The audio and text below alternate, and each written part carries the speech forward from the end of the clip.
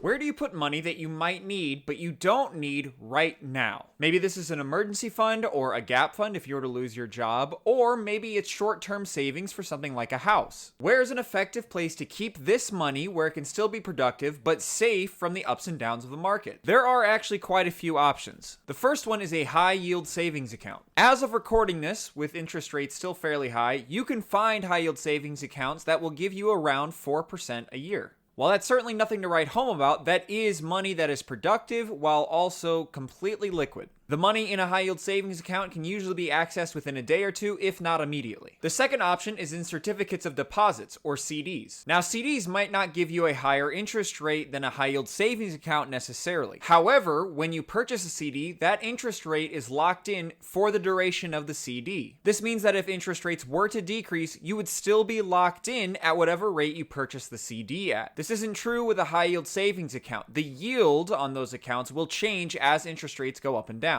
However, CDs are not as liquid as high-yield savings accounts. Sometimes withdrawing early can cost a penalty, or sometimes withdrawing early simply will forfeit all of the interest that you would have received. However, if you're saving for something like a house that you have a rough timetable of when you would be purchasing in, let's say, 3 to 5 years, a CD can be a good option because you don't need that money today, but you do know when, whereabouts you might need it. The final option is buffered ETFs. These are a newer thing, but these are ETFs that allow you to participate in some of the upsides of the market while limiting the downside parts of the market. So you are not going to see rates of return as if you were to invest directly into the stock market for a long period of time. But you could still see a better rate of return than if we were in a low interest rate environment and CDs and high yield savings accounts really weren't doing that much.